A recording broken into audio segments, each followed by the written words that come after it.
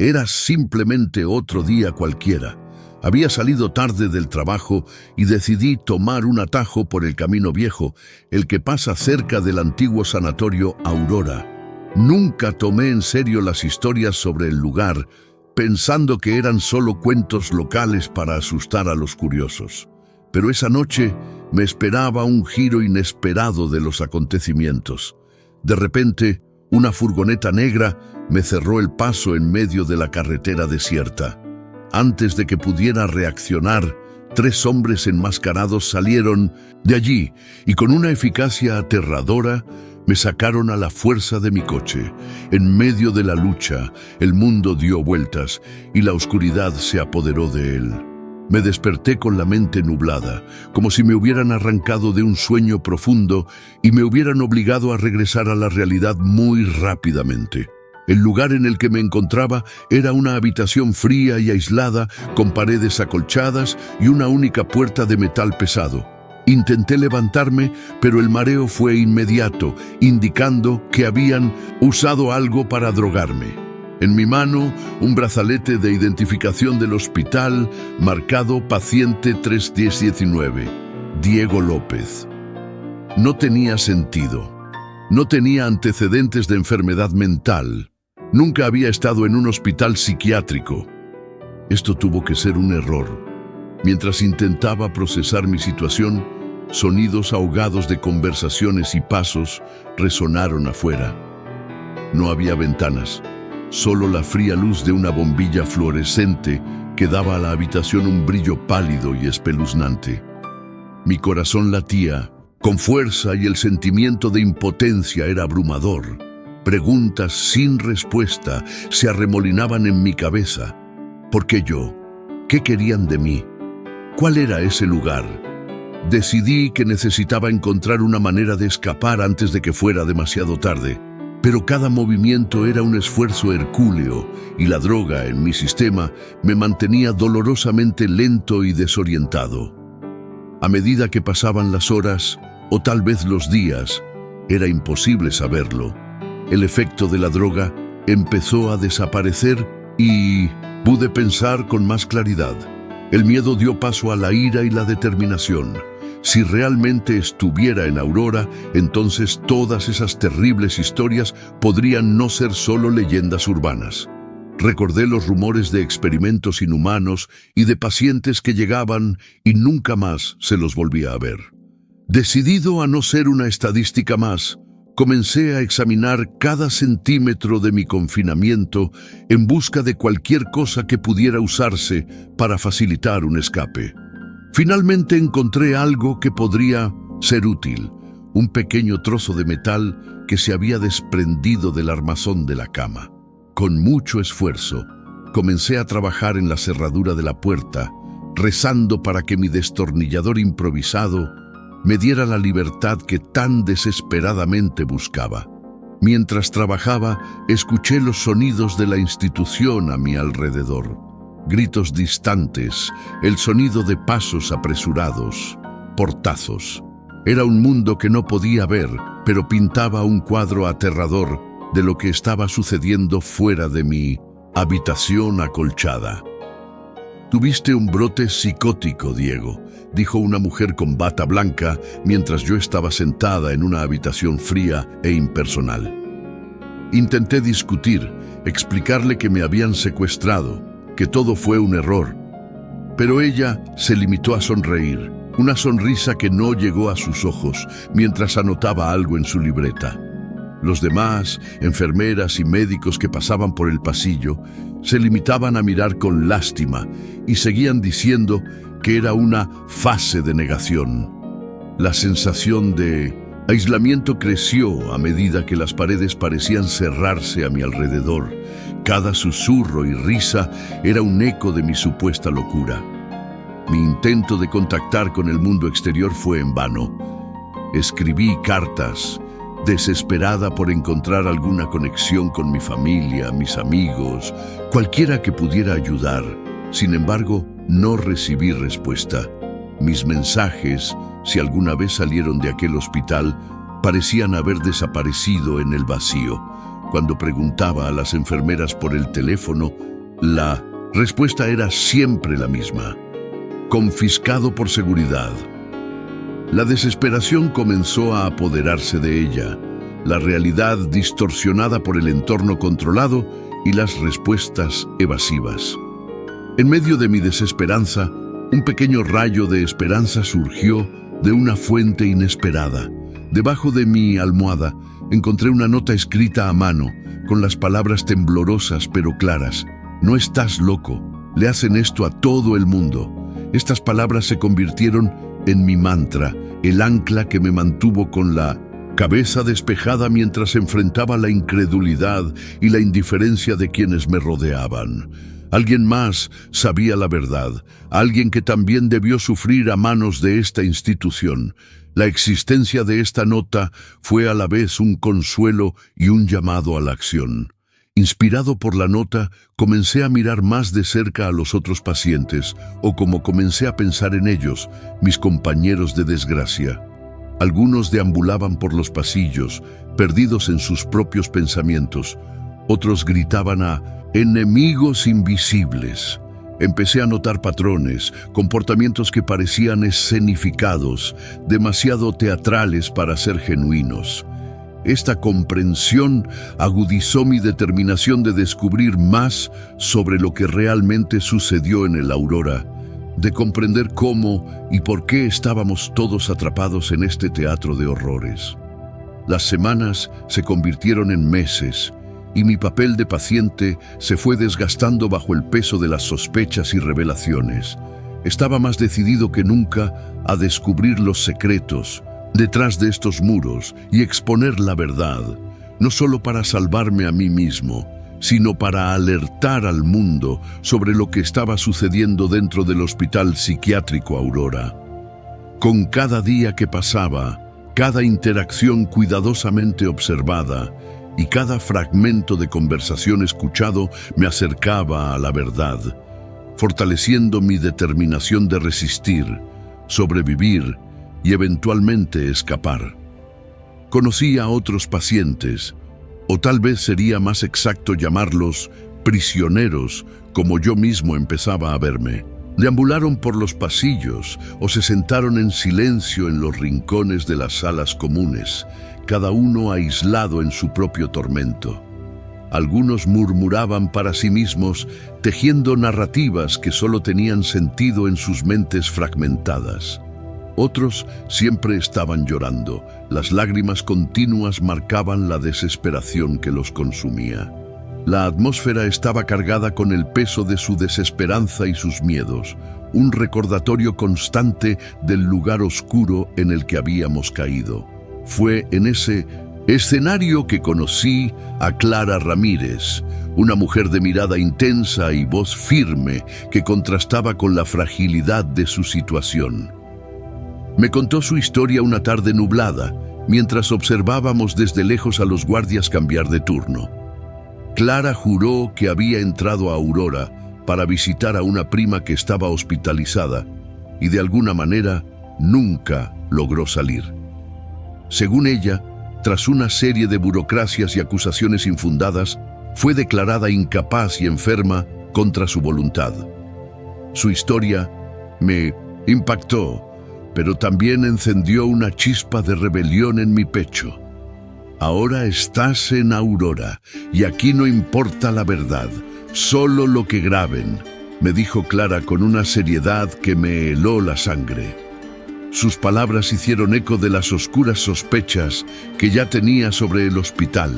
Comencé a comprender que Aurora no era solo un lugar retorcido de curación, sino una trampa bien orquestada, donde registros y observaciones manipulados pintaban una realidad alternativa creada para justificar nuestro encarcelamiento continuo. A través de Clara, comencé a conectarme con otros reclusos que compartían historias similares. Un joven llamado Marco dijo que lo llevaron para una evaluación psicológica después de un leve ataque de nervios en el trabajo y que desde entonces ha estado tomando fuertes medicamentos que apenas le permitieron pensar con claridad y mucho menos oponerse a su tratamiento. Una anciana, la señora Luisa, creía que estaba hospitalizada por sus propios hijos, que querían liberarse de la responsabilidad de cuidarla. Cada relato añadía más credibilidad a la horrible verdad que Clara había revelado. Todos estábamos atrapados en una red de falsedades. Estas conversaciones, si bien inquietantes, también fueron un catalizador para la acción. No podíamos simplemente aceptar nuestro destino y desaparecer dentro de los muros de Aurora, olvidados por el mundo exterior. Inspirados por el coraje de cada uno, comenzamos a planificar formas de exponer la verdad sobre el hospital, demostrar nuestra cordura y ganar nuestra libertad. Cada día, nuestro grupo de resistentes crecía. Cada nuevo miembro aportaba nuevas ideas y un renovado sentido de esperanza que nos impulsaba hacia adelante, a pesar de las sombras que intentaban tragarnos. Pronto me di cuenta de que las llamadas sesiones de terapia en el Hospital Psiquiátrico Aurora eran una fachada siniestra para algo mucho más inquietante. En lugar de conversaciones y tratamientos convencionales, fuimos sometidos a electroshocks y regímenes de medicación que nos desorientaron por completo, dejándonos en un estado constante de confusión e impotencia. Durante estas sesiones, los médicos anotaron meticulosamente cada una de nuestras reacciones, cada palabra murmurada o cada grito involuntario, como si fuéramos conejillos de indias en un experimento cruel, reduciendo nuestro sufrimiento a meros datos en un gráfico. Un médico en particular, el Dr. Kraus, se interesó especialmente por mi caso. A menudo me observaba con una intensidad desconcertante, sus notas llenas de comentarios sobre mi supuesta negación y mis delirios. «Tu caso es fascinante, Diego», dijo con una sonrisa que no llegó a sus fríos ojos. «Realmente crees que no deberías estar aquí, ¿no?» Sus palabras, aunque formuladas como una pregunta, tenían el peso de una acusación, dejando claro que mi percepción de la realidad estaba siendo cuestionada a cada paso. A medida que pasaban las semanas, comencé a presenciar y experimentar tratamientos aún más invasivos. Los electroshocks se hicieron más frecuentes e intensos, administrados bajo la más endeble justificación de resistencia al tratamiento. La medicación se ajustó para mantenernos a todos en un umbral constante entre la conciencia y la niebla mental, dificultando cualquier intento de pensar con claridad o formar recuerdos coherentes. Era una tortura disfrazada de atención médica, que cada día dibujaba más líneas de dolor y confusión en nuestras mentes ya atormentadas. La realidad de lo que estaba sucediendo comenzó a darme cuenta. Estábamos siendo utilizados en una serie de experimentos psiquiátricos que pusieron a prueba los límites de la mente humana. Hablando en voz baja con otros pacientes durante momentos de lucidez, descubrí que muchos de nosotros habíamos llegado al hospital en circunstancias dudosas, y todos sentíamos una pérdida de control sobre nuestras propias mentes y cuerpos. Era como si estuviéramos atrapados en una pesadilla de la que no podíamos despertar, y cada día traía nuevos horrores que desafiaban nuestra cordura. Entre los pacientes empezó a surgir un murmullo de resistencia, una necesidad compartida de exponer la verdad sobre Aurora.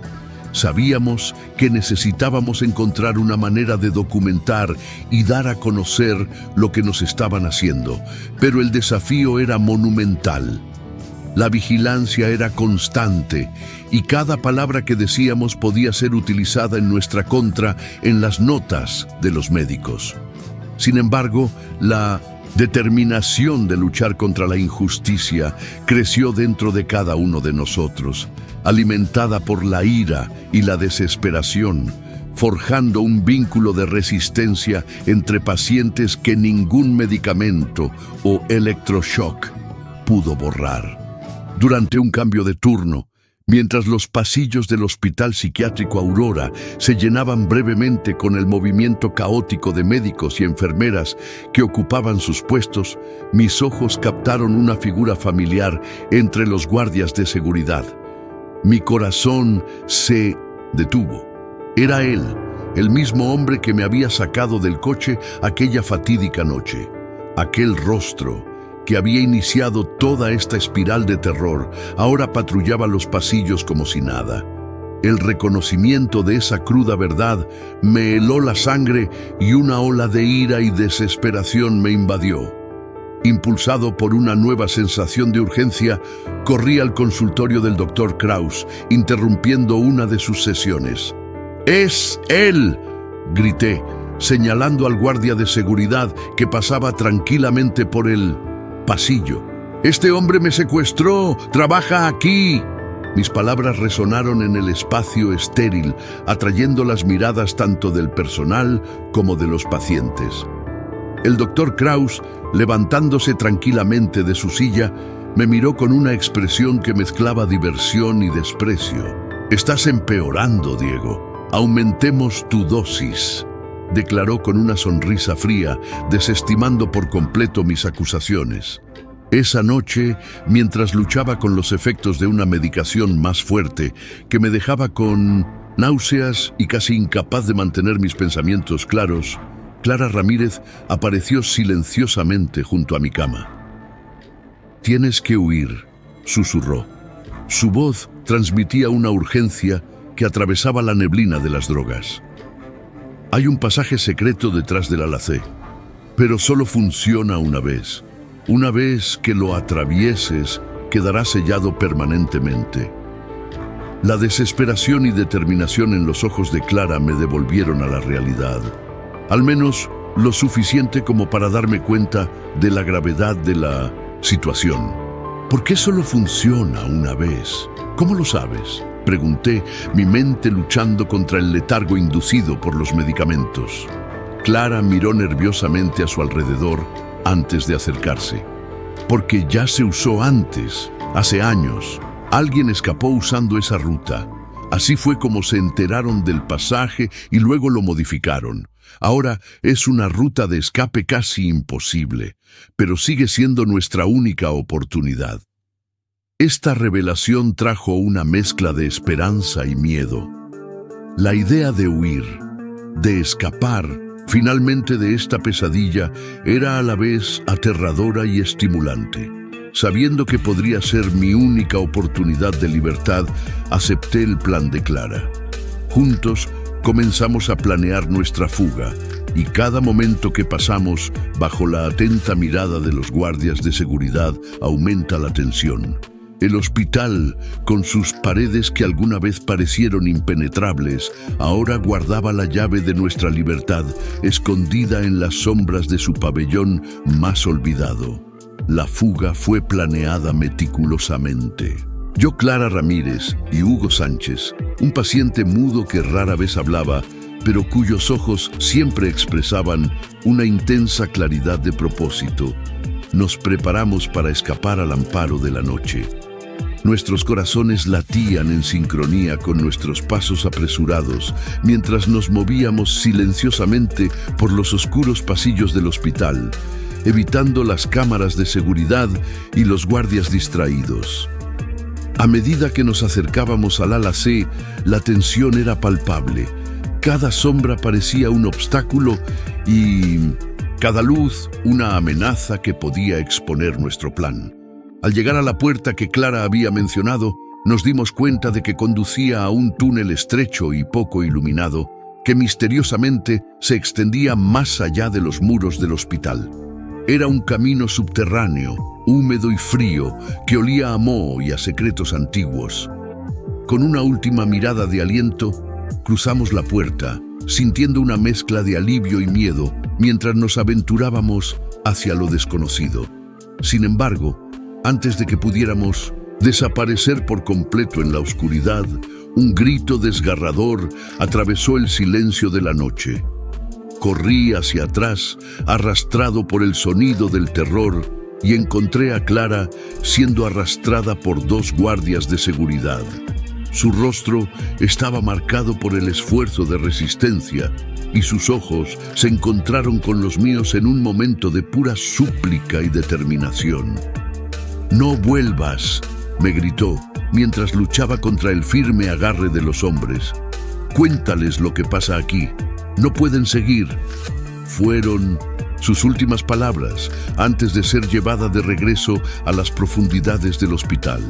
La elección fue dolorosa, pero sabía que el sacrificio de Clara no podía ser en vano. Con el corazón apesadumbrado y la mente atrapada por la urgencia de su mensaje, huí a través del túnel, cada paso haciendo eco del peso de esa pérdida. Detrás de mí, el sonido de Clara siendo arrastrada lentamente se desvaneció, reemplazado por el sonido de mi propia respiración entrecortada y el distante goteo de agua.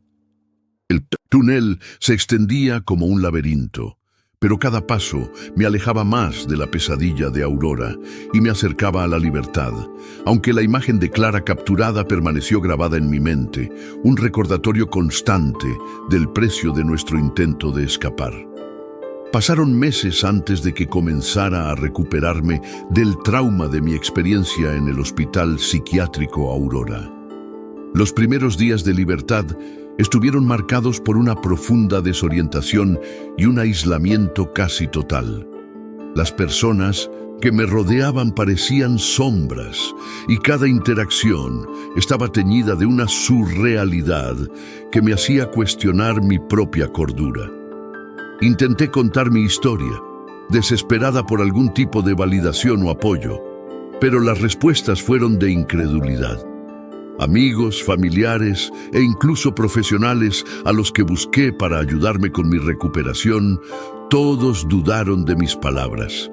El Hospital Psiquiátrico de Aurora, con su fachada de institución respetable, negó con vehemencia cualquier registro de mi hospitalización. Presentaron documentos y declaraciones meticulosamente inventados que corroboraban su historia de que yo nunca había estado allí. De Clara Ramírez tampoco hubo registros. Era como si ella nunca hubiera existido excepto en mi memoria. Esta negación sistemática y aparente eliminación de nuestra experiencia me dejó con un sentimiento de impotencia e ira que fue difícil de superar. A pesar de estas barreras, no podía permitir que se enterrara la verdad.